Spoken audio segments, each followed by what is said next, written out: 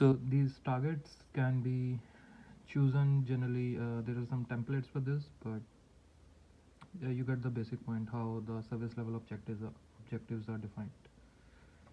So now the next, so that concludes the service level objectives.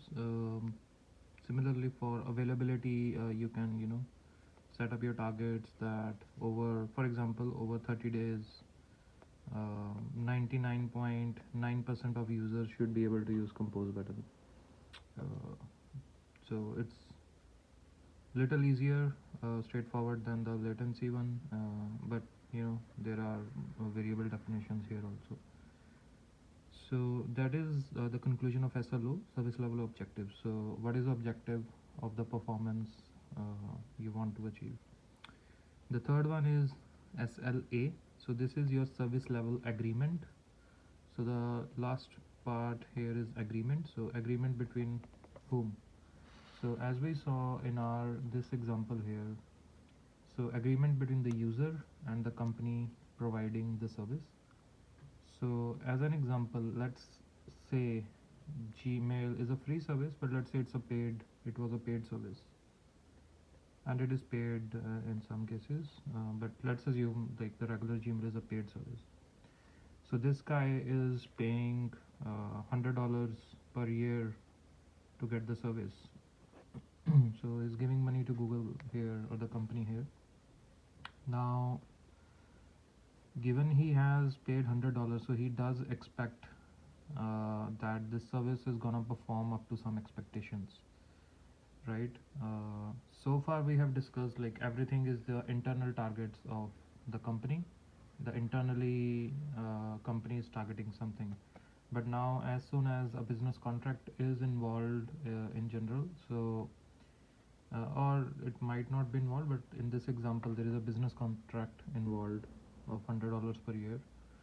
So this guy would want some guarantees from the company. So how that guarantees come? They come via an contract agreement that is called as SLA.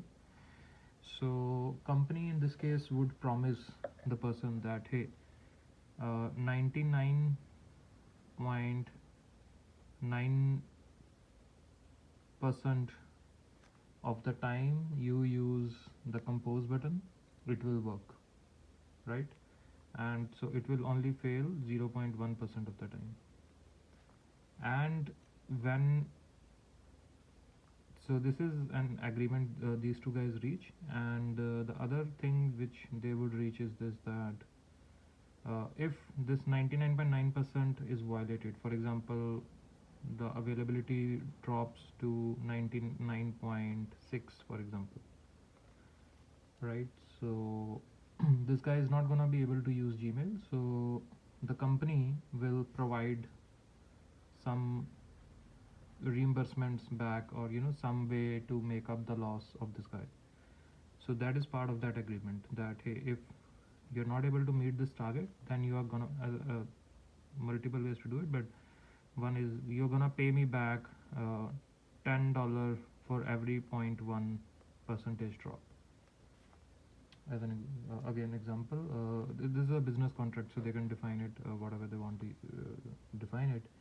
So that is what a service level agreement is. It costs money. Company will lose money when they're not able to meet the agreement. Now you can also understand like companies are very careful when they sign these agreements.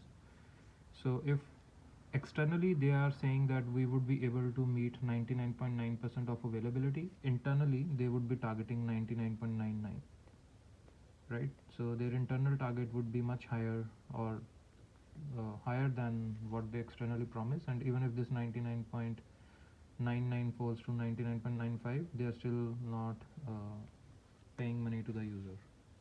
So that is what a service level agreement is.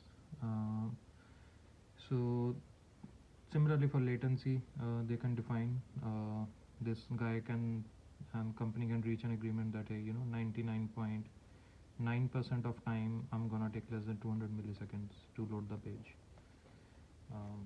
And as you can see, like this guy, he might be running his business shop flower shop or something, and he will lose money if these agreements are not met. So that's why company pays him back.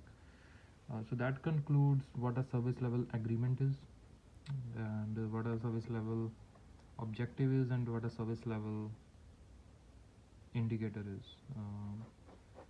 So these are your terms which are gonna be used in your software development and software production management of the software. So this concludes this lecture. So I hope this provides you key insights into what these metrics are. We'll continue with other topics in our other lectures. Thanks for joining. Have a great day. Bye bye.